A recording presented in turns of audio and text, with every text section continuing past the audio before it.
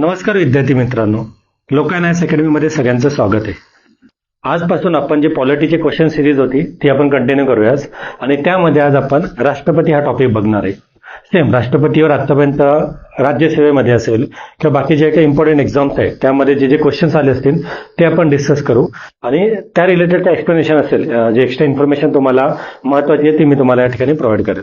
आणि महत्वाचं असं आहे की क्वेश्चन डील करताना तुम्ही इलिमिनेशन मेथड कशी वापरू शकतात, जेणेकरून एक्झाम मध्ये आल्यानंतर काय काय कीवर्ड्स असतात त्याच्यावरून रेफरन्सने तुम्ही ते क्वेश्चन सॉल्व्ह करू शकता. तर त्या रेफरन्सने आपण या ठिकाणी जाऊयात. सो राष्ट्रपती टॉपिक वन बाय वन आपण या ठिकाणी डिस्कस करू. आता बघा, हा राज्यसभेचा क्वेश्चन आहे. तर राष्ट्रपतींना जेव्हा आपण राज्य विधिमंडळ आपल्याला एक बिल पास करतं, तर राज्य विधिमंडळाने एखादा संमत केलेलं विधेयक, राईट आहे, जी आपली स्टेट लेजिस्लेटिव्ह असेंब्ली असते, त्या स्टेट लेजिस्लेटिव्ह असेंब्लीने एखादं बिल संमत केलं तर राज्यपाल काय करतात, ते राष्ट्रपतींच्या विचारार्थ राखून ठेवू शकतात. ओके, कळालं तुम्हाला क्वेश्चनचा फॉर्मॅट? म्हणजे स्टेट लेजिस्लेटिव्ह असेंब्ली जी असते, विधानसभा, विधान परिषद, त्यांनी एखादं बिल पास केलं तर गव्हर्नर काय करू शकतात, ते बिल प्रेसिडेंटसाठी कन्सिडर करू शकतात. त्या रिलेटेड हा क्वेश्चन आहे. तर मग राष्ट्रपतीकडे कोणकोणती पॉवर असते, या केसमध्ये राष्ट्रपतीकडे कोणकोणते अधिकार असतात, त्यावर हा क्वेश्चन आहे. तर विधेयकाला मान्यता देतात राष्ट्रपती अथवा मान्यता रोखून ठेवू शकतात. ओके, म्हणजे हे बिल जे गव्हर्नरने प्रेसिडेंटकडे पाठवलं होतं, या बिलला प्रेसिडेंट एक तर मान्यता देतील किंवा विथहोल्ड करून ठेवतील. म्हणजे ही पॉवर आहे का, तर डेफिनेटली प्रेसिडेंटकडे ती पॉवर असते. परत आपल्याला राईट विचारलेले हे ऑप्शन सगळ्यामध्ये म्हणजे कुठे इलिमिनेशन या ठिकाणी होणार नाही. सेकंड बघा, राज्य विधिमंडळाकडे पुनर्विचारार्थ विधेयक परत पाठवू शकतात. म्हणजे एक तर प्रेसिडेंटने तर येस म्हटलं, नो म्हटलं, किंवा ते परत काय केलं, रिकन्सिडरसाठी पाठवलं. कळतंय? म्हणजे एखादं बिल होतं, स्टेटचं बिल होतं, गव्हर्नरने ते बिल प्रेसिडेंटसाठी कन्सिडर केलं, प्रेसिडेंट त्याला होकार देतील किंवा निकाल देतील किंवा रिकन्सिडरसाठी पुन्हा स्टेट लेजिस्लेटिव्ह असेंब्लीकडे पाठवू शकतात. सो डेफिनेटली सेकंड पण ऑप्शन राईट आहे. सेकंड पण राईट आहे, तर फक्त हा एक एलिमिनेट होऊ शकतो आपला पर्याय.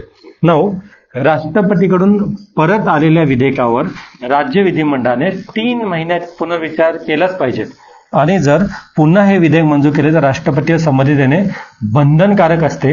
असलं कोणतंच प्रोव्हिजन कॉन्स्टिट्यूशन मध्ये नाहीये. ही 3 महिन्याची अटसाठी पण प्रोव्हिजनने दिलेलं होतं आणि बंधनकारक आहे. म्हणजे स्टेट बिल प्रेसिडेंटवर बाइंडिंग आहे या केसमध्ये, असं कोणतंही प्रोव्हिजन कॉन्स्टिट्यूशन मध्ये नाहीये. आणि म्हणून डेफिनेटली हा सी ऑप्शन काय होणार आहे, आपला कॅन्सल होणार आहे. सी कॅन्सल होतोय, तर हा पण एक होणार आहे. आता डी बघा, परत आलेले विधेयक जर राज्य विधिमंडळाने पुन्हा मंजूर केले तर राष्ट्रपतींना त्यांना 6 महिन्याच्या कालावधीत त्याच्यामध्ये काय करायला पाहिजे, संमती दिली पाहिजे. असं पण काही नाही. कळतंय का? म्हणजे या ठिकाणी आपल्याकडे प्रेसिडेंटकडे बिल आलं होतं स्टेट लेजिस्लेटिव्ह असेंब्लीकडून, तर स्टेट लेजिस्लेटिव्ह असेंब्ली असं काही टाइम बाउंड नाहीये की इकडे 3 महिने असेल, इकडे 6 महिने असेल, कोणतीही टाइम बाउंडेड लिमिट या ठिकाणी नाही दिली. आणि परत जर यांनी जरी पाठवलं तरी पण हे बिल प्रेसिडेंटवर बाइंडिंग आहे असं पण काही तरतूद नाहीये, कोणतीच तरतूद नाहीये. फक्त राष्ट्रपतीकडे पॉवर असते, ते यस म्हणू शकतात, नो म्हणू शकतात किंवा रिकन्सिडरसाठी पुन्हा स्टेटला ते बिल पाठवू शकतात. ओके, तो बेसिक क्वेश्चन होता. आता रेफरन्स कोणता होता, म्हणजे स्टेटचं बिल आणि प्रेसिडेंटची पॉवर, त्या बिल रिलेटेड या रिस्पेक्टमध्ये हा क्वेश्चन होता. त्या रिलेटेड आपण बघितलं. याचा आन्सर ए आणि बी ऑप्शन, फर्स्ट आणि सेकंड ऑप्शन राईट आहे. थर्ड आणि फोर्थ ऑप्शन या ठिकाणी रॉंग दिलेले, जे की मी तुम्हाला ऑलरेडी एक्सप्लेन केलेलं आहे. आता मित्रांनो, याच्यामध्ये हे बघा, राष्ट्रपतीकडे जे अधिकार दिलेले आहेत, राष्ट्रपती हे अधिकार देशाच्या कार्यकारी मंडळाचे नाममात्र प्रमुख असतात. तुम्हाला माहिती आहे, एक्झिक्युटिव्ह हेड असतात राष्ट्रपती, तर नाममात्र प्रमुख असतात. त्यांना पंतप्रधान आणि मंत्रिमंडळाच्या सल्ल्यानुसारच काम करावं लागतं. कळतंय? आपल्याकडे संसदीय शासन व्यवस्थेचा अवलंब केलेला आहे आणि संसदीय शासन व्यवस्थेमध्ये राष्ट्रपती हे नॉमिनल प्रमुख आहे, राईट आहे. आपल्याकडे या ठिकाणी पीएम असणार आहे आणि त्यांची काउन्सिल ऑफ मिनिस्टर असणार आहे. PM and council of minister, पंतप्रधान त्यांची काउन्सिल ऑफ मिनिस्टर, आणि त्यांनी दिलेला सल्ला जो असेल तो प्रेसिडेंटला बाइंडिंग असेल, हे ना. तो रिकन्सिडरसाठी एकदा पाठवू शकतात पण बाइंडिंग असेल, त्याप्रमाणे हे आहे. आता या रिलेटेड काही ते महत्वाचे आर्टिकल आहे जे तुम्हाला एक्झाम मध्ये येऊ शकतात पुढे फ्युचरमध्ये, ते आपण बघू. बघा, आर्टिकल 52 मध्ये राष्ट्रपती असेल, भारतामध्ये एक राष्ट्रपती असेल या संबंधित तरतूद केलेली आहे. म्हणजे प्रेसिडेंट ऑफ इंडिया संबंधित तरतूद महत्वाची काय, आर्टिकल 52 मध्ये. वन लाईनर क्वेश्चन आर्टिकल याच्यात मॅच द पेअर मध्ये तुम्हाला एक साईडला आर्टिकल देऊ शकतात आणि त्याच्या मॅच द पेअर कोणत्या कशाची आहे हे विचारू शकतात. सो एक लक्षात ठेवा, पहिला 53 मध्ये त्यांची संघराज्याचे कार्यकारी अधिकार राष्ट्रपतीकडे असतात. म्हणजे जे आपलं संघराज्य राईट आहे, त्यांची एक्झिक्युटिव्ह पॉवर या ठिकाणी मेंटेन केली. तर एक कीवर्ड तुम्ही लक्षात ठेवलं तर कार्यकारी अधिकार जे ते 53 मध्ये मेन्शन आहे असं लक्षात ठेवू शकतात. भारतात एक राष्ट्रपती असेल हे 52 मध्ये लक्षात ठेवू शकतात. तर कीवर्ड वर फोकस करताय. नाव 53चा पार्ट 2च्या हिशोबाने राष्ट्रपती भारतातील संरक्षण दलाचे सरसेनापती असतात. जे आपले तिन्ही संरक्षण दल असतात त्यांचे सरसेनापती म्हणून राष्ट्रपती काम करतात. म्हणजे तुम्हाला कळतंय 52 मध्ये राष्ट्रपती, 53चा पार्ट 1 मध्ये त्यांचे कार्यकारी अधिकार आणि या ठिकाणी ते तिन्ही संरक्षण दलाचे सरसेनापती. 54 मध्ये राष्ट्रपतींच्या निवडणुकीची पद्धत स्पष्ट करण्यात आलेली. ओके, राष्ट्रपतींचं जे इलेक्शन होतं त्या इलेक्शनसाठी कोणती प्रोसिजर काय असेल त्या 54 मध्ये मेन्शन आहे. आणि 56 मध्ये राष्ट्रपती पदाचा 5 वर्ष इतका कार्यकाल आपल्याला माहिती आहे टेन्युअर राष्ट्रपतीचा, तर 56 मध्ये मेन्शन आहे. सो हे बेसिक होतं. एक्झिक्युटिव्ह प्रमुख, नाममात्र प्रमुख, नॉमिनल हेड असतात ते. ओके, डी जुडो हेड ज्यांना म्हणतात, नाममात्र प्रमुख असतात आणि त्या रिलेटेड एवढी इन्फॉर्मेशन आपण बघितली आहे. ओके, सो राष्ट्रपती रिलेटेड वेगवेगळ्या व्हरायटीचे ज्यावेळेस आपण क्वेश्चन डिस्कस करू तर तुम्हाला ऍट द एंड तो टॉपिक पूर्ण कव्हर होईल. म्हणजे त्याच्यामध्ये राष्ट्रपती संबंधी व्हिटो पॉवर असेल, त्यांची ऑर्डिनन्स पॉवर असेल, राष्ट्रपतीची पार्डनिंग पॉवर असेल, राष्ट्रपतींना इलेक्ट करण्यासंबंधी जे इलेक्टोरल कॉलेज असतं त्याच्यावर कसा क्वेश्चन येऊ शकतो आणि कोणते शब्द आयोग नॉर्मली फिरवत असतं या रिलेटेड आपण बघू. म्हणजे तुमचे ते डाऊट नॉर्मली क्लिअर होतील. ओके, आता दुसरा क्वेश्चन बघा. ओके, पहिले आपला फोकस कोणताही केला तर अचूक विधान विचारलेले, म्हणजे राईट विधान तुम्हाला विचारले तो या ठिकाणी तुम्हाला कन्सिडर केला पाहिजे.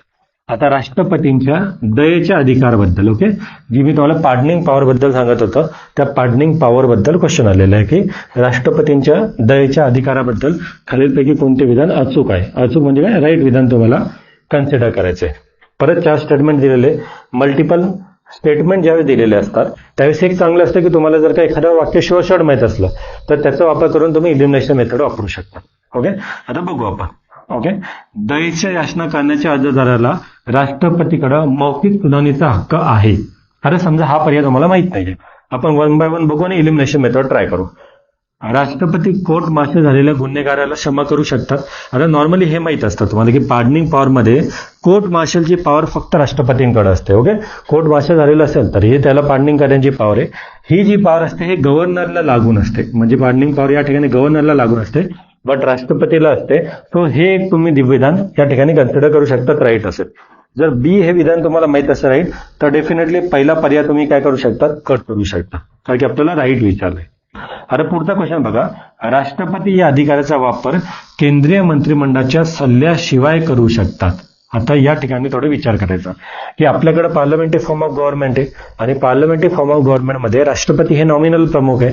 म्हणून राष्ट्रपतींना स्वइच्छाधिकार हे डिस्क्रिशनरी पॉवर जी असते ती कॉन्स्टिट्युशनल नाहीये, सिच्युएशनल डिस्क्रिशनरी पॉवर आहे. एखादी सिच्युएशन झाली असेल है ना, कोणत्याही म्हणजे एखाद्या गव्हर्नमेंटला मेजॉरिटी मध्ये आली असेल तर त्यावेळेस सिच्युएशनल डिस्क्रिशनरी पॉवर आहे राष्ट्रपतींना, पण कॉन्स्टिट्यूशनने नाही सांगितले. म्हणजे संविधानामध्ये त्यांना स्वइच्छाधिकार डायरेक्टली त्यांच्या संविधानाच्या दृष्टीने नाहीये. आणि म्हणून असं कधी नाही येणार की राष्ट्रपतींच्या अधिकाराचा वापर करताना ते केंद्रीय मंत्रिमंडळाच्या सल्ल्याशिवाय वागू शकतात, असं नसतं. या ठिकाणी मग पार्डनिंग पॉवर असताना त्यांना जो काउन्सिल ऑफ मिनिस्टरचा सल्ला किंवा पीएमचा असेल, नॉर्मली होम मिनिस्ट्री या ठिकाणी इन्व्हॉल्व असते, तर तो त्यांचा सल्ला हा राष्ट्रपतींना फॉलो करावा लागतो. राईट आहे, त्यांच्या सल्ल्याशिवाय वागू शकतात हे रॉंग आहे. म्हणून क हे डेफिनेटली रॉंग असणार आहे. जर क रॉंग असेल तर तुमचा ऑप्शनमध्ये म्हणजे हा एक ऑप्शन तुमचा कट होणार. अगेन तर तुम्हाला काय विचार आणि बाकी 1 बाय 1 तुम्ही या ठिकाणी कन्सिडर करू शकता. राष्ट्रपती सर्व पुरावे नव्याने तपासू शकतात आणि न्यायालयाने वेगळा दृष्टिकोन मांडू शकतात. बरोबर आहे. आता बघा, पार्डनिंग पॉवर देण्याचा पर्पजच असा होता की ज्यावेळेस एखादे न्यायालय त्यांचं ज्युरिडिक्शन देते, त्यांचा जे निकाल देते त्यामध्ये काहीतरी एरर येऊ शकतात किंवा त्यांनी काही म्हणजे जो निर्णय दिलाय त्याला बदलण्याची परिस्थिती निर्माण होऊ शकते. मग या केसमध्ये हा प्रेसिडेंटचे पार्डनिंग पॉवर या ठिकाणी दिलंय. मग जर का प्रेसिडेंटला न्यायालयाच्या विरुद्ध मत मांडण्याचा दृष्टिकोनच नसता तरी पार्डनिंग पॉवरचा काही युजच नसतं. ओके, सो डेफिनेटली राष्ट्रपती त्याच्या म्हणजे न्यायालयाने दिलेला जो निर्णय असेल त्याच्यापासून वेगळा दृष्टिकोन मांडू शकतात. हे डेफिनेटली या ठिकाणी राईट असेल की त्यांना वेगळा दृष्टिकोन मांडण्याचा अधिकार आहे. ओके, सो बघा याचा आन्सर ब आणि ड राईट असेल. म्हणजे ब, राष्ट्रपती कोर्ट मार्शल झालेल्या गुन्ह्याला क्षमा करू शकतात. तर डेफिनेटली पार्डनिंग पॉवर मध्ये जे कोर्ट मार्शल असेल त्या गुन्ह्यासाठी पण क्षमा करण्याचा अधिकार राष्ट्रपतींना आहे. सो हे विधान राईट आहे. आणि राष्ट्रपती सर्व पुरावे नव्याने तपासू शकतात. जे पण इन्व्हेस्टिगेशनसाठी जे डॉक्युमेंट्स असेल, जे पण पुरावे असेल ते नव्याने तपासण्याचा अधिकार आहे. आणि न्यायालयापासून वेगळा दृष्टिकोन मांडू शकतात. म्हणजे जे ज्युडिशरीने जे पॉईंट ऑफ व्ह्यू मांडलेला आहे त्यापेक्षा वेगळा दृष्टिकोन या ठिकाणी मांडू शकतात. पहिलं विधान रॉंग आहे, कारण की मौखिक सुनावणीचा हक्क हा जो आहे इकडे नाही पाहिजे होता. आहे जो आहे हा रॉंग, इकडे नाही पाहिजे होता. मौखिक सुनावणीचा हक्क नाही हे असतं तर राईट झालं असतं. आणि हे विधान आहे राष्ट्रपती अधिकाराचा वापर केंद्रीय मंत्र्याच्या सल्ल्यानेच करावा लागतो. सल्ल्याशिवाय हे जे होतं ते रॉंग आहे. ओके, सो तुम्हाला कळलं असेल बेसिक क्वेश्चन आणि कुठं फिरवलं जातं एखाद्या क्वेश्चन मध्ये. आता आपण पार्डनिंग पॉवर बद्दल थोडं बघू मित्रांनो. बघा, जे पार्डनिंग पॉवर आहे त्याबद्दल सुटकेची मागणी करणाऱ्याला दोषीला तोंडी सुनावणीचा आग्रह धरता येणार नाही. बघा, है ना, ओरल हिअरिंगची पॉवर आहे का त्याच्याकडं? तसं नाहीये. 9, केंद्र सरकारच्या सल्ल्यानुसारच राष्ट्रपतींना या अधिकाराचा वापर करावा लागतो. म्हणजे हे स्वच्छ अधिकार मध्ये येत नाही, है ना. पार्डनिंग पॉवर हे राष्ट्रपतीचा स्वच्छ अधिकार नाहीये. त्यांना होम मिनिस्ट्री असेल किंवा जे पण आपली काउन्सिल ऑफ मिनिस्टर आहेत त्यांच्या सल्ल्यानुसारच त्यांना ऍक्ट करावं लागेल. Okay, it is not a discretionary power. 9, राष्ट्रपती त्यांच्या आदेशाची कारणे सांगण्यासाठी बाधिल नाही. आता हे महत्वाचा पॉईंट आहे जो एक्झाम मध्ये फ्युचरमध्ये येऊ शकतो की ठीक आहे, राष्ट्रपतीने एखादा निर्णय दिला असेल, पार्डनिंग पॉवर मध्ये एखादा निर्णय दिला असेल तर त्यांना त्याच्यासाठी रिझन सांगण्याची गरज नाहीये की त्यांनी का निर्णय असा दिला. कारण की ज्युडिशरीच्या विरुद्ध पण निर्णय जाऊ शकतो. म्हणजे ज्युडिशरीने एखादा डिसिजन दिला असेल त्याला काउंटर डिसिजन प्रेसिडेंटची पार्डनिंग मध्ये जाऊ शकतो. तर त्याच्यासाठी कारण रिझन द्यायची गरज नाही, एवढं लक्षात ठेवा. आणि अधिकार वापरासाठी सर्वोच्च न्यायालयाने कोणतेही मार्गदर्शक तत्वे घालून देण्याची गरज नाही. ओके, म्हणजे बघा, सुप्रीम कोर्ट असं काही नाही सांगणार की राष्ट्रपतींनी हे म्हणजे काय म्हणतात मार्गदर्शक तत्वे फॉलो केलं पाहिजे, असं सुप्रीम कोर्ट त्यांना सांगू शकत नाही. आपल्याला काय वाटेल की सुप्रीम कोर्टने एखादा निर्णय दिलेला आहे आणि त्यांच्या विरुद्ध पार्डनिंग पॉवर राष्ट्रपतीकडे जाते तर राष्ट्रपतींना सुप्रीम कोर्टच्या मार्गदर्शक नियमानुसार चालवावं लागेल. पण असं काही नाहीये. म्हणजे सुप्रीम कोर्ट का त्यांना असं मार्गदर्शन देऊ नाही शकत. ते काउन्सिल ऑफ मिनिस्टरच्या सल्ल्यानुसार वागतील आणि राष्ट्रपती खटल्याचा वेगळा दृष्टिकोन घेऊ शकतात. बरोबर आहे, मी तुम्हाला ऑलरेडी सांगितलं की राष्ट्रपतींना जो न्यायालयाचा जो निर्णय असा आला होता त्याच्यापेक्षा वेगळा दृष्टिकोन मांडण्याची पॉवर हे राष्ट्रपतीकडे आहे. 9, मर्यादेशिवाय राष्ट्रपतीद्वारे अधिकाराचा वापर न्यायालयीन पुनर्विलोकनासाठी खुला नाही. हा इम्पॉर्टंट पॉईंट आहे. म्हणजे या निर्णयावर ज्युडिशियल रिव्ह्यू लागू नाही. ओके, एक लिमिटेड केस काही असेल, मालाफेड ग्राउंड असेल किंवा काय असेल त्या केसमध्ये लागू आहे. पण नॉर्मली जर का तुमचं नॉर्मल स्टेटमेंट आलं तर आपलं जी पार्डनिंग पॉवर आहे हा जो अधिकार राष्ट्रपतींना दिलेला आहे त्यावर नॉर्मली ज्युडिशियल रिव्ह्यू लागू नाही. म्हणजे राष्ट्रपतींनी दिलेला जो निर्णय असेल तो अल्टिमेटली फायनल कन्सिडर होतो. त्याला परत न्यायालयामध्ये ज्युडिशियल रिव्ह्यूच्या अंडर कन्सिडर करता येणार नाही. काही केस सोडतो ना, मोस्टली तर करता येत नाही. ओके, आणि त्याच्यानंतर कलम 161 अन्वये भारतातील राज्यपालांनाही माफीचा अधिकार आहे. म्हणजे ज्यावेळेस पार्डनिंग पॉवर राष्ट्रपतीबद्दल बोलतो तर आर्टिकल 72 मध्ये येतं. पण ज्यावेळेस पार्डनिंग पॉवर आपण गव्हर्नर बद्दल बोलतो तो आर्टिकल 161 मध्ये येतं.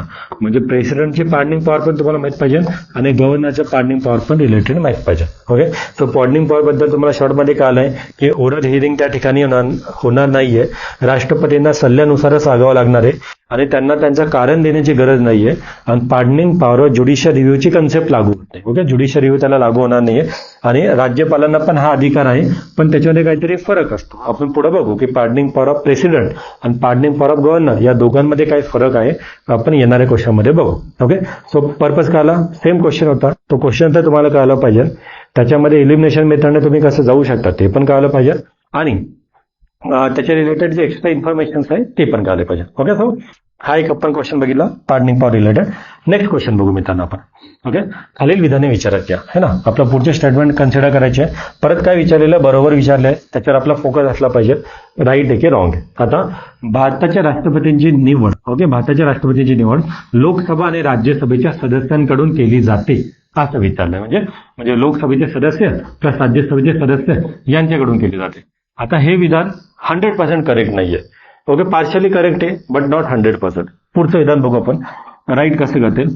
भारताचे राष्ट्रपती लोकसभा बरखास्त करू शकतात. आता बघा, आपल्याकडे पार्लमेंटरी फॉर्म ऑफ गव्हर्नमेंट आहे. आपल्याकडे एक हाऊस असतं लोकसभा, एक असं असतं राज्यसभा. ओके, हे जे राज्यसभा आहे परमनंट हाऊस आहे ना, राईट, हे परमनंट सभागृह आहे. बट लोकसभा हे कनिष्ठ सभागृह असून हे टेम्पररी असतं. ओके, नॉर्मली याचा कार्यकाल किती असतं? 5 वर्षाचा कार्यकाल आहे लोकसभेचा. नाव लोकसभा डिझॉल्व्ह करण्याची जी पॉवर आहे ती राष्ट्रपतीकडे आहे. राईट आहे. म्हणजे जर का लोकसभेकडे मेजॉरिटी नसेल तर ते डिझॉल्व्ह करण्याची पॉवर राष्ट्रपतीकडे आहे. पण राज्यसभा तसं डिझॉल्व्ह करता येत नाही. म्हणून सेकंड स्टेटमेंट राईट येणार आहे. ब हे डेफिनेटली राईट येणार आहे. म्हणजे हे एक तुम्ही एलिमिनेट करू शकता.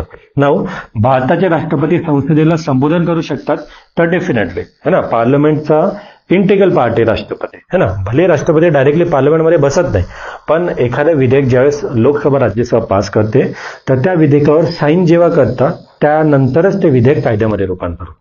म्हणजे इनडायरेक्टली राष्ट्रपती पार्लमेंटशी रिलेटेड आहे. आणि म्हणून काय असतं, नॉर्मली जेव्हा प्रत्येक वर्षाचं पहिलं सेशन असतं आणि ज्यावेळेस बजेट सेशन नॉर्मली ते असतं किंवा नवीन लोकसभा ज्यावेळेस अपॉइंट होते तर त्यावेळेसचं जे पहिलं त्यांचं नवीन लोकसभेचं सेशन असतं त्यावेळेस राष्ट्रपती त्या संसदेला काय करतात, संबोधन करतात. नक्की तर राष्ट्रपतीकडे ती पॉवर आहे की राष्ट्रपती संसदेला संबोधन करू शकतात, तर डेफिनेटली हे पण पॉवर राईट आहे. ओके. आणि पहिलं हे रॉंग आहे, राईट आहे, कारण की निवड लोकसभा आणि राज्यसभेच्या सदस्यांकडून केली जाते, हे पार्शली राईट आहे, but normally it is consider is wrong. आणि म्हणून आपण या ठिकाणी ब आणि क तुमचे स्टेटमेंट राईट येणार आहे, पहिलं स्टेटमेंट तुमचं रॉंग येणार आहे. ओके. बेसिक कळलं तुम्हाला. आता या ठिकाणी 3 क्वेश्चन बघितले, त्याच्यामध्ये प्रत्येकामध्ये वेगवेगळे असतं. कधी पार्डनिंग पॉवर बद्दल क्वेश्चन येऊ शकतात राष्ट्रपतींच्या, किंवा राष्ट्रपतींच्या इलेक्शन बद्दल येऊ शकतात क्वेश्चन. तर तो क्वेश्चन डील करताना तुमचा मेन फोकस काय असणार आहे की कीवर्ड्स लक्षात ठेवायचं है ना. कीवर्ड्स कुठं चुकताय तुमचे किंवा कुठं फिरवलं जात आहे त्यावर आपले इम्पॉर्टन्स त्यावेळेस लक्ष असलं पाहिजे. ओके. तर 3 क्वेश्चन बघितलं. पुढचा क्वेश्चन बघा. आता याच्यामध्ये काय काय इम्पॉर्टंट आर्टिकल परत बघा जे आपल्याला राहिले होते. कलम 54 मध्ये राष्ट्रपतीच्या निवडणुकीची पद्धत या ठिकाणी स्पष्ट केली आहे ना. म्हणजे इलेक्शन प्रोसिजर जी राष्ट्रपतींची ते आर्टिकल 54 मध्ये आहे. आपण त्याच्या अगोदर बघितलं 52 मध्ये काय होता, प्रेसिडेंट आले होते. 53 मध्ये त्यांची एक्झिक्युटिव्ह पॉवर देण्यात आली होती आणि ते तिन्ही सेना दलाचे सेनाप्रमुख हे दाखवण्यात आलं होतं. आणि 54 मध्ये राष्ट्रपतीची निवडणुकीची पद्धत या ठिकाणी स्पष्ट करण्यात आली. आर्टिकल 56 मध्ये त्यांचा पदावधी हा 5 वर्ष एवढं सांगितलेलं आहे आर्टिकल 56च्या हिशोबाने. आर्टिकल 57 राष्ट्रपती पुनर्निवडणुकीसाठी पात्र आहे. ओके. इंडियाच्या केसमध्ये तुम्हाला माहित असेल की भारताचे राष्ट्रपती रिअपॉइंट होऊ शकतात, है ना. डॉक्टर राजेंद्र प्रसाद तुम्हाला माहित असेल कंटिन्युअस 2 टर्मसाठी भारताचे राष्ट्रपती होते. तर भारताच्या केसमध्ये हे लागू आहे, है ना. तुम्ही अमेरिकेमध्ये ज्यावेळेस आपण बघू तर अमेरिकेमध्ये मॅक्झिमम 2 टर्मसाठी प्रेसिडेंट होऊ शकतात. ओके. त्यांच्याकडे जो जे प्रेसिडेंट असतात ते मॅक्झिमम 2 टर्मसाठी. इंडियामध्ये तसं आहे का? इंडियामध्ये तसं नाही. इंडियामध्ये मल्टिपल टाइम्स कितीदा पण राष्ट्रपतीसाठी इलेक्ट होऊ शकतात, हे एक प्रोव्हिजन आहे. तो लक्षात ठेवा. 58 मध्ये राष्ट्रपती पदासाठी पात्रता देण्यात आलेली आहे ना. काय कंडिशन ऑफ क्वालिफिकेशन काय काय असेल, त्यांची पात्रता काय काय असेल, म्हणजे नॉर्मली 35 एज असले पाहिजे, इंडियन सिटीजन असले पाहिजे, है ना. सो जे क्वालिफिकेशन क्रायटेरिया आहे ते 58 मध्ये दिलेलं आहे. 60 मध्ये राष्ट्रपती द्यायची शपथ आणि प्रतिज्ञा मेन्शन आहे. बघा आपण नॉर्मली काय करतो, सगळ्यांच्या ज्या ओथ असतात ते 3rd शेड्यूल मध्ये आपण बघत असतो. हे 3rd schedule of Indian constitution, त्याच्यामध्ये सगळ्यांच्या ओथ असतात. नॉर्मली कॅग असेल किंवा जे पण मेन ऑथॉरिटी असतात त्यांचे ओथ असतात. पण प्रेसिडेंट एक आहे, व्हाईस प्रेसिडेंट एक आहे आणि गव्हर्नर एक, यांच्या ओथ त्या ठिकाणी 3rd शेड्यूल मध्ये मेन्शन नाही है ना. प्रेसिडेंट, व्हाईस प्रेसिडेंट आणि गव्हर्नर यांच्या ओथ 3rd शेड्यूल मध्ये मेन्शन नाहीये. मग त्याच्यासाठी वेगवेगळे आर्टिकल, जसं राष्ट्रपतीसाठी आर्टिकल 60 मध्ये ओथ मेन्शन आहे, व्हाईस प्रेसिडेंटसाठी 69 मध्ये ओथ मेन्शन आहे, गव्हर्नरसाठी 159 मध्ये ओथ मेन्शन आहे. म्हणजे त्यांच्यासाठी ओथसाठी सेपरेट आर्टिकल देण्यात आलेले. ओके. बाकीच्यांचे जे नॉर्मल आपल्या युनियनच्या बॉडीज असतील, ओके, सेंट्रल गव्हर्नमेंटच्या ज्या बॉडीज असतील नॉर्मली त्यांच्या ओथ ह्या 3rd शेड्यूल मध्ये मेन्शन असतात. पण राष्ट्रपतीसाठी त्यांच्या शपथ आणि त्यांच्या ज्या प्रतिज्ञा आहेत त्या सेपरेट देण्यात आलेल्या आहेत. ओके. नाऊ कलम 61 महाभियोग प्रक्रिया, जे घटनेचा भंग या कारणावर त्यांच्यावर करता येते, म्हणजे इम्पिचमेंट, राईट आहे. इम्पिचमेंट ऑफ प्रेसिडेंट ही जी प्रोसिजर आहे ती घटनेचा भंग हे एकच मेन ग्राउंड आहे. म्हणजे ज्यावेळेस कॉन्स्टिट्यूशनचा भंग होईल, एखादी ऍक्शन जी होईल त्यावेळेसच राष्ट्रपतींना पदावरून दूर केलं जातं. आणि घटनेचा भंग हे काय आहे हे डिफाईन नाही केलेलं आहे ना. हे कुठे डिफाईन नाही केलेलं आहे, पण हे या ठिकाणी इम्पिचमेंट. आणि ऑलरेडी आपण आर्टिकल बघितलं, आर्टिकल 72 आणि आर्टिकल 161 हे पार्डनिंग पॉवर संबंधी, जी क्षमादान याचिका आहे त्या क्षमादान याचिकेसंबंधी ही तरतूद करण्यात आलेली. ओके. तर तुम्हाला कळत आहे आर्टिकलवर पण क्वेश्चन येतात. मॅच द मध्ये तुम्हाला आर्टिकल विचारतील, तर आर्टिकल पण माहित पाहिजे. आणि ज्या वेळेने आपण बघतो की कुठं काय त्यांचे सेपरेट दिलेले ते पण आपल्याला माहित पाहिजे. सो ज्याचा उपयोग म्हणजे एक्झाम मध्ये येऊ शकतो, इलिमिनेशन मेथडसाठी किंवा कशासाठी. ओके. सो हा क्वेश्चन बघितला. पुढचा क्वेश्चन बघू मित्रांनो आपण. एक थोडं काही महत्वाचे इम्पॉर्टंट कायदेविषयक अधिकार आहे ना. लेजिस्लेटिव्ह पॉवर राष्ट्रपतींचे बघा, संसद हे अधिवेशन बोलवणे, तहकूब करणे किंवा लोकसभा विसर्जित करणे. आपला जो क्वेश्चन होता ना की पार्लमेंटचं सेशन बोलवण्याचा अधिकार राष्ट्रपतीकडे आहे किंवा ते सेशन तहकूब करण्याचं असेल किंवा लोकसभा विसर्जित करण्यासंबंधी, आता सेशन बोलवणं तहकूब करणं हे संबंधी आर्टिकल 85 मध्ये येतं, है ना. म्हणजे एखादं सेशन बोलायचं त्याला तहकूब करणे. आणि या ठिकाणी मी तुम्हाला सांगितलं फक्त लोकसभा डिझॉल्व्ह होते, राज्यसभा डिझॉल्व्ह होते का, तर राज्यसभा परमनंट हाऊस आहे ते डिझॉल्व्ह नाही होत. तर लोकसभा विसर्जित करणे हे सगळे अधिकार कोणाला आहे, प्रेसिडेंटला आहे है ना, हे सगळे पॉवर प्रेसिडेंटला आहे. नाव संसदेची जॉईंट सिटिंग बोलवण्याचा अधिकार राष्ट्रपतींना आहे. 108 मध्ये आपण जॉईंट सिटिंग है ना, संसदेचे संयुक्त मीटिंग आपण बोलवतो, जॉईंट सिटिंग बोलवतो, संयुक्त बैठक बोलवतो, आणि ती बैठक बोलवण्याचा अधिकार हा राष्ट्रपतींना आहे. ओके, जॉईंट सिटिंग ही तरतूद आपण ऑस्ट्रेलियाकडून घेतली होती है ना. आपण जेव्हा बेसिक फीचर्स ऑफ कॉन्स्टिट्यूशन बघू तर त्यावेळेस आपण वेगवेगळ्या कंट्रीकडून काही काही गोष्टी अडॉप्ट केल्या. तर जॉईंट सिटिंगचं प्रोविजन आपण ऑस्ट्रेलियाकडून घेतलेलं आहे. तर जॉईंट सिटिंग बोलवण्याचा अधिकार हा राष्ट्रपतींना आहे. ओके, त्याच्यानंतर अभिभाषण करणे 86 अभिभाषण मी तुम्हाला सांगितलं ते करण्याचा अधिकार. 85 मध्ये सेशन बोलवणं, 86 मध्ये जेव्हा नवीन लोकसभा अपॉइंट होते है ना, किंवा एखाद्या दर प्रत्येक वर्षीचं जे पहिलं सेशन असतं त्यावेळेस हाऊसला जाऊन ऍड्रेस करणं, ते अभिभाषण करणं, ती जी तरतूद आहे ते आर्टिकल 86 मध्ये दिलेली आहे प्रेसिडेंटसाठी. नव राष्ट्रपती राज्यसभेवर साहित्य, विज्ञान, कला, समाजसेवा या क्षेत्रातील विशेष ज्ञान आणि अनुभव असणारी व्यक्ती निर्देशित करू शकतात. तुम्हाला माहिती आहे ना, literature, art, science, social science या वेगवेगळ्या क्षेत्रातील व्यक्तींची अपॉइंटमेंट करणे ही राष्ट्रपतीची कायदेविषयक लेजिस्लेटिव्ह पॉवर आहे है ना. लोकसभेला डिझॉल्व्ह करणे, जॉईंट सिटिंग घेणे या सगळ्या राष्ट्रपतीच्या लेजिस्लेटिव्ह पॉवर आहे. ओके, वट हुकूम काढणे ज्याला आपण ऑर्डिनन्स म्हणतो, ऑर्डिनन्स आर्टिकल 123 मध्ये ऑर्डिनन्स काढण्याचा अधिकार, आणि गव्हर्नरसाठी 213 मध्ये हे ऑर्डिनन्स मेकिंग पॉवर जी आहे हे पण राष्ट्रपतीची आहे. 123 किंवा 213 ordnance making power, it is a legislative power वगैरे आहे ना. जेव्हा त्यांचं सेशनमध्ये नसेल हाऊस आणि त्यावेळेस इमिडिएट नीड निर्माण झाली आणि त्याच्याकडे प्रेसिडेंटचं सॅटिस्फॅक्शन अवेलेबल असेल तर ऑर्डिनन्स मेकिंग पॉवर आहे आणि तो काढण्याचा अधिकार राष्ट्रपतींना आहे. आणि कोणते विधेयक राष्ट्रपतीच्या संमतीशिवाय कायद्यात रूपांतर होत नाही आर्टिकल 111 है ना. म्हणजे एखादं बिल आपण जेव्हा पास करतो लोकसभा, राज्यसभा, त्या बिलला जेव्हा प्रेसिडेंटची साईन भेटते है ना, प्रेसिडेंटची अप्रुव्हल नंतरच ते बिल काय असतं कायद्यामध्ये रूपांतरित होतं. सो बिलला कायद्यामध्ये रूपांतर होण्यासाठी प्रेसिडेंटची साईन आवश्यक आहे. ओके, सो कळलं तुम्हाला हे महत्वाचं क्वेश्चन, इम्पॉर्टंट आर्टिकल पण तुम्हाला कळले ज्याचा फायदा तुम्हाला डेफिनेटली एक्झाम मध्ये होईल. ओके, आता तुम्हाला पुढचं बघा, खालीलपैकी कोणत्या मान्यवरांना पदग्रहण करण्यापूर्वी भारताच्या राज्यघटनेने रक्षण करण्यासाठी शपथ घ्यावी लागते. कशाची शपथ कोणती घ्यायची आहे की भारतीय राज्यघटनेचे रक्षण करण्याची शपथ घ्यायची है ना, प्रोटेक्ट है ना, कॉन्स्टिट्यूशनच्या प्रोटेक्ट, प्रिव्हेंट आणि डिफेंडसाठी. म्हणजे राष्ट्रपती कोणाला ही शपथ घ्यावी लागते असं विचारलंय. मग तुम्हाला राष्ट्रपती, उपराष्ट्रपती, पंतप्रधान की लोकसभा सभापती यापैकी ही शपथ कोणाला घ्यावी लागते तर लक्षात ठेवा ही शपथ फक्त राष्ट्रपतींसाठी लागू आहे.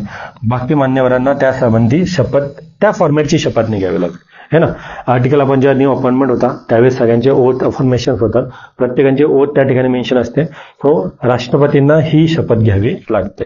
आणि म्हणून ज्यावेळेस आर्टिकल 61 नंतर इम्पिचमेंट प्रोसिजर राष्ट्रपती चालू होते तर त्याचा ग्राउंड हा असतो घटनेचा भंग है ना. तुम्हाला माहिती आहे ना, घटनेचा भंग या आधारावरच त्यांना काय करतात, इम्पिचमेंट प्रोसिजर चालू करते. का, कारण की त्यांनी शपथ घेतली होती राज्यघटनेचे रक्षण करण्याची, आणि राज्यघटनेचे रक्षण करण्याची शपथ घेतली आणि घटनेचा भंग केला, एखादी ऍक्शन अगेन्स्ट कॉन्स्टिट्यूशन जर का त्यांनी केली तर त्यावेळेस त्यांच्या वेळेस इम्पिचमेंट प्रोसिजर चालू होते. आणि ती जी मेन्शन आहे ते आर्टिकल 61 मध्ये मेन्शन आहे. सो फक्त राष्ट्रपती येतात, हे कोणतेच व्यक्ती त्या ठिकाणी येत नाही. सो फक्त ए ऑप्शन तुमचं या ठिकाणी राईट असेल. आता बघा या ठिकाणी मी सगळं, the president is required to make the oath है ना, कोणासमोर घेतात ओथ वगैरे in the presence of chief justice of India है ना. तुम्हाला एक विचारू शकतात, आर्टिकल 60 मध्ये तुम्ही आपण बघितलं राष्ट्रपतीने शपथ घेण्याची पॉवर राईट आहे, पण राष्ट्रपती कोणासमोर शपथ घेणार आहे तर चीफ जस्टिस ऑफ इंडिया. आणि समजा chief justice of India available नसेल तर जे सिनियर मोस्ट जज ऑफ सुप्रीम कोर्ट असेल त्यांच्या समक्ष शपथ घेतली जाईल. का ते म्हणजे प्रेसिडेंटची शपथ चीफ जस्टिस समोर होणार आहे आणि ते नसेल तर सिनियर मोस्ट जजेस होणार. हे व्हाईस असं लक्षात ठेवा, प्रेसिडेंट आणि चीफ जस्टिस ऑफ इंडिया हे एकमेकांना, म्हणजे प्रेसिडेंट हे चीफ जस्टिस ऑफ इंडिया समोर शपथ घेतात आणि चीफ जस्टिस ऑफ इंडिया हे प्रेसिडेंट समोर शपथ घेतात या ठिकाणी. ओके, आता राष्ट्रपती राजीनामा कोणाला देतात तर प्रेसिडेंट हे व्हाईस प्रेसिडेंटला राजीनामा देतात आणि व्हाईस प्रेसिडेंट हे प्रेसिडेंटला राजीनामा देतात. तर ही जी आहे हे राजीनामासाठी, राजीनामा असेल तर president, vice president, vice president, president, आणि शपथ जर असेल तर प्रेसिडेंट चीफ जस्टिसला, चीफ जस्टिस प्रेसिडेंटला. म्हणजे तुम्हाला हे कळेल वगैरे की कशा प्रकारे हे चालतंय. Now an oath and affirmation to protect, preserve and defend the constitution. तर आपल्याला विचारलं होतं ना की कशा प्रकारची शपथ घ्यावी लागते, protect, preserve and defend the constitution, घटनेचं संरक्षण करायचंय ही शपथ घ्यावी लागते. आणि म्हणून मी तुम्हाला ऑलरेडी सांगितलं की इम्पिचमेंट जी प्रोसिजर चालू होते ते घटनेचा भंग या ग्राउंडवर चालू होते, जे आर्टिकल 61 मध्ये म्हटलंय, कारण की राष्ट्रपतींनी घटनेचं संरक्षण करण्याची ओथ घेतली होती. राईट. नाव the president chief justice of India सिनेमा जज आपण पाहिलं वगैरे, आणि रिझाईन कोणाला देतात, तर व्हाईस प्रेसिडेंटला देतात. तर ते म्हणजे प्रेसिडेंट बद्दल विचारलं तर प्रेसिडेंटला शपथ कोण देणार आहे, म्हणजे त्यांची ओथ वगैरे कोण देणार आहे, तर चीफ जस्टिस ऑफ इंडिया देणार आहे. परंतु त्यांना जर राजीनामा द्यायचा असेल तर राजीनामा कोणाला देणार आहे, ते व्हाईस प्रेसिडेंटला देणार आहे. कळतं या ठिकाणी, हा एक लक्षात ठेवा. आता हे सगळे झाले राष्ट्रपती. बाकी कोणाकोणाला शपथ देतात बघा. व्हाईस प्रेसिडेंट ऑफ इंडिया हे राष्ट्रपतीकडे शपथ घेत असतात, है ना. त्याच्यानंतर कॅग जे controller and auditor general of India, article 148 मध्ये कॅग मेन्शन आहे, ती कॅगची शपथ पण राष्ट्रपतीकडे समोर होते. त्याच्यानंतर अटॉर्नी जनरल, ओके, आर्टिकल 76 मध्ये अटॉर्नी जनरलचे तरतूद आहे.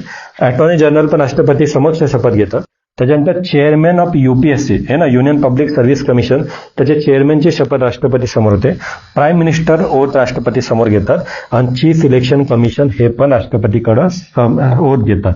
म्हणजे हे सगळे तुम्हाला बॉडीज असू द्या, या सगळ्यांची ओथ जी आहे ती प्रेसिडेंट देणार आहे. कळते, म्हणजे एक्स्ट्रा इन्फॉर्मेशन तुम्हाला काढली याच्याबद्दल काय काय होते, ओथ प्रोसिजर आहे. आणि तुम्हाला विचारलं जाऊ शकतं की खालीलपैकी कोणत्या ऑथॉरिटी हे राष्ट्रपती समक्ष शपथ घेतात, आणि मग त्यांची तुम्हाला लिस्ट देईल. मग त्यावेळेस तुम्हाला ते माहित पाहिजे की कोणकोणत्या ऑथॉरिटी असतात. मग त्यांचे रिझाईन पण नॉर्मली राष्ट्रपती ज्यांना शपथ देतात ते व्यक्ती राष्ट्रपतींनाच राजीनामा देतात. ओके, मग ते पण असं विचारलं जाऊ शकतं की कोण कोण राष्ट्रपतींना राजीनामा देतात. मग त्याच्यामध्ये तुम्हाला ऑप्शन्स देतील. मग 1, 2 ते ना ते इलिमिनेशन मेथड. मग त्यावेळेस तुम्हाला माहित पाहिजे की ओथ कोणाकोणाची होणार आहे राष्ट्रपती समक्ष, आणि रिझाईन कोण कोण देणार आहे राष्ट्रपतींना. ओके, सो बेसिक क्वेश्चन होता आय थिंक हा. तर त्याच्याबद्दल आपण एक्स्ट्रा पण बघितले. ओके, पुढचा क्वेश्चन बघू आता मित्रांनो. खालील विधाने विचारात घ्या. आता हा क्वेश्चन कशा संबंधी आहे, ऑर्डिनन्स संबंधी. ओके, ऑर्डिनन्स संबंधी.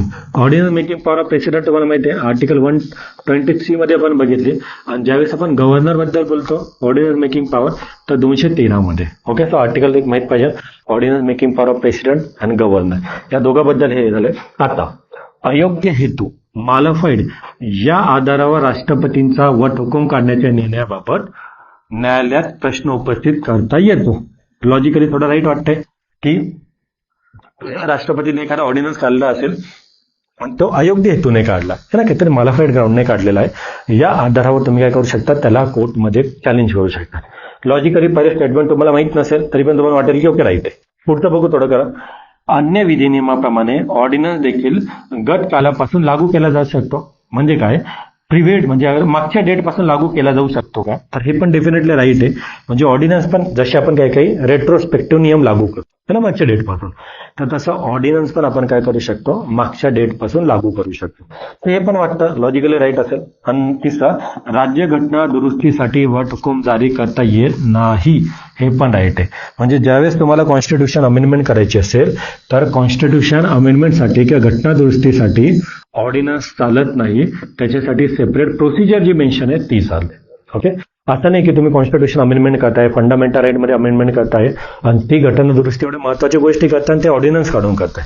आणि काय केलं असेल असं, आपल्याकडे पार्लमेंटरी फॉर्म ऑफ गव्हर्नमेंट आहे आणि पार्लमेंटरी फॉर्म ऑफ गव्हर्नमेंटमध्ये आपण लोकशाही स्वीकार केलेला आहे. म्हणजे पार्लमेंटला काहीतरी महत्व आहे, राईट आहे. पार्लमेंटचे जे सेशन होणार आहे त्यांना महत्व आहे आणि फक्त इमर्जन्सी सिच्युएशन अरेंज झालं पाहिजे यासाठी आपण ऑर्डिनन्स मेकिंग पॉवर केलेली. कळतंय का? आणि बाकी कंट्रीमध्ये तुम्हाला ऑर्डिनन्स मेकिंग पॉवर नाही दिसणार. हे इंडियामध्ये स्पेशल फीचर तुम्हाला बघायला भेटेल. म्हणजे काय इमर्जन्सी नीड झालेली आहे आणि त्यावेळेस राष्ट्रपती काय करते, ऑर्डिनन्स काढते. मग जर का घटना दुरुस्तीसाठी पण ऑर्डिनन्स काढायला लागले तर मग पार्लमेंटचं अस्तित्व कुठं राहील, है ना. पार्लमेंटचं जे महत्व आपण क्रिएट केलेलं आहे ते कुठं राहणार आहे.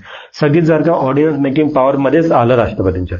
आणि म्हणून लॉजिकली पण तुम्ही बघायला गेले तर फंडामेंटल राईट अमेंड करणं असेल किंवा अमेंडमेंट असेल ऑफ द कॉन्स्टिट्यूशन, या गोष्टींसाठी ऑर्डिनन्स काढता येत नाही. त्यासाठी तुम्हाला पार्लमेंटमध्ये जावं लागेल. आणि जर एखादा ऑर्डिनन्स अयोग्य हेतूने काढला, एखादा मालिफाईड ग्राउंड काढला, हे जर का सिद्ध झालं म्हणजे त्या इंटेन्शन झालं तर त्याच्यावर ज्युडिशियल रिव्ह्यू पण घेता येतो. ओके, सो ज्युडिशियल रिव्ह्यू लागू आहे ऑर्डिनन्सला. त्याच्यानंतर आर्टिकल 123 मध्ये ते मेन्शन आहे. आणि अन्य विधिनियमाप्रमाणे आपण बॅक डेट पासून पण एखादा ऑर्डिनन्स लागू करू शकतो. म्हणजे आज आपण एखादा ऑर्डिनन्स काढलाय तर त्याला मागच्या डेट पासून लागू करण्याची पण पॉवर आहे. ओके, सो सगळेचे सगळे स्टेटमेंट या ठिकाणी राईट आहे. आता बघा, अध्यादेश हा पूर्वलक्षी असू शकतो. पूर्वलक्षी म्हणजे मागच्या डेट पासून आहे ना. तुम्ही एखाद्या बॅक डेट पासून एखादा ऑर्डिनन्स लागू करू शकता, एवढं आपल्याला कळायला पाहिजे. आता कायदा कायम ठेवण्यासाठी अध्यादेशाला संसदेने पुन्हा असेंब्ली झाल्यापासून 6 आठवड्याच्या आत मान्यता दिली पाहिजे. म्हणजे बघा, नॉर्मली एखाद्या ज्यावेळेस आपण ऑर्डिनन्स काढतो ना, तर त्याची लाईफ ही 6 मंथ असते. ओके, नॉर्मल त्याची 6 मंथ असते.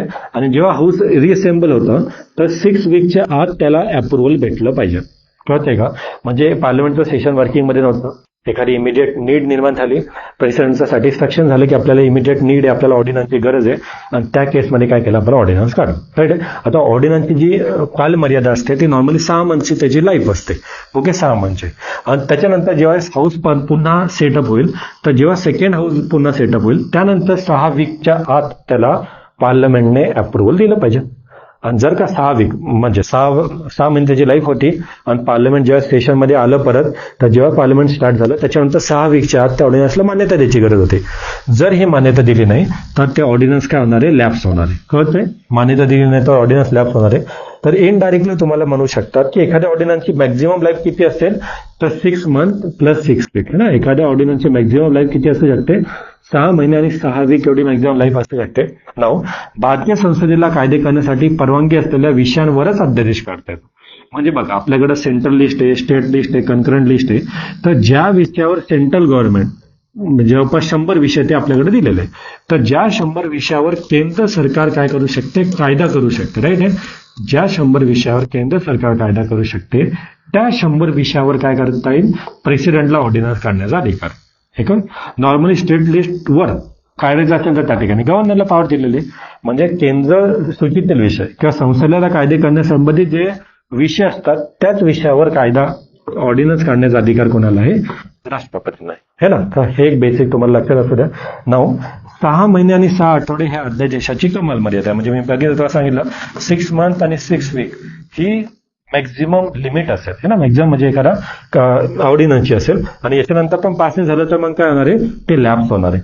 आणि मग त्याच्यानंतर परत ते सेशन येईल. मग तुम्हाला परत एखाद्या सेशनमध्ये परत ते बिल मांडायचं असेल तर मांडा, त्याच्यानंतर त्याच्यावर डिटेल डिस्कशन होत्या आणि त्यानंतर पास करायचं तर करा.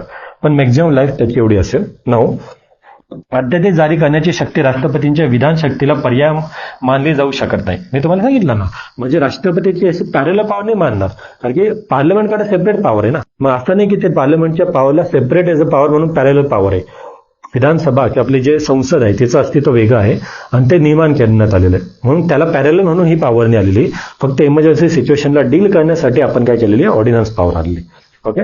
9 अध्यादेशाद्वारे मूलभूत अधिकार हिरावून घेता येणार नाही. फंडामेंटल राईट तुम्ही अध्यादेशाद्वारे ऑर्डिनन्सद्वारे हिरावून घेऊ नाही शकत. हे ना, आपण बघितलं घटनादुरुस्ती करता येत नाही, ऑर्डिनन्स तर तुम्ही घटनादुरुस्ती नाही करू शकत. आणि at the same time ordnance making power आपण वापर करून आपण फंडामेंटल राईट पण हिरावून घेऊ शकत नाही. आणि दोन्ही सभागृहांनी नापसंतीचा ठराव संमत केल्यास अध्यादेश बाबत रद्द माहिती माहिती. म्हणजे दोघे हाऊसने जर डिसअप्रूव्ह केलं, आपण बघितलं 6 महिने झाले आणि 6 वीकच्या आत त्या अप्रुव्हलची गरज असते त्याला. जर का दोघं हाऊस त्याला डिसअप्रूव्ह करत असतील तर ती ऑर्डिनन्स हे मागं जातं, लॅप्स होता, डिझॉल्व्ह होता, रद्द ठरतं. सो बेसिक कळलं तुम्हाला ऑर्डिनन्स बद्दल. हा महत्वाचे पॉईंट होता ऑर्डिनन्स बद्दल. आणि हे सगळेच महत्वाचे पॉईंट आहे. म्हणजे येणाऱ्या एक्झाममध्ये याच्या रिलेटेड परत क्वेश्चन येऊ शकता. म्हणजे ऑर्डिनन्स संबंधी एक्स्ट्रा पॉईंट पण मी दिले आणि जे आयोगाने क्वेश्चन विचारला होता ऑर्डिनन्स बद्दल तो पण मी दिला, जेणेकरून परत डील करताना तुम्हाला ऑर्डिनन्स तरी पूर्ण कळेल. राईट आहे. सो असंच आपण कंटिन्यू करू. म्हणजे आता बघा, आपण प्रेसिडेंट टॉपिक आपण घेतलेला आहे, मग प्रेसिडेंटची ही सिरीज आपण कंटिन्यू करू. प्रेसिडेंटवर कोणकोणते क्वेश्चन्स आलेले ना, वेगवेगळे जे क्वेश्चन्स आले असतील त्यामध्ये सेम एलिमिनेशन मेथडने तुम्ही कसं जाऊ शकतात ते तुम्हाला एक अंडरस्टँड होईल. त्याच्यानंतर एक्स्ट्रा इन्फॉर्मेशन जी महत्वाची आहे त्या घटका रिलेटेड ती पण तुम्हाला कळली पाहिजे, जेणेकरून त्या अनालिसिसचा तुम्हाला फायदा होईल ना. तो क्वेश्चन डिस्कस करताना त्या क्वेश्चनचे सराउंडिंग काय काय येऊ शकते एक्झाममध्ये ते तुम्हाला कळेल आणि अभ्यासाची एक दिशा पण कळेल. ओके. सो डेफिनेटली आपण ही सिरीज कंटिन्यू करूया. पार्ट 2 मध्ये मी तुम्हाला पुन्हा भेटतो. त्यानंतर तुम्ही लोकायनास अकॅडमीचं टेलिग्राम चॅनल असेल किंवा युट्यूब चॅनल सबस्क्राईब केलं नसेल तर डेफिनेटली ते सबस्क्राईब करा आणि आपल्यासोबत कनेक्टेड राहा. Thank you so much.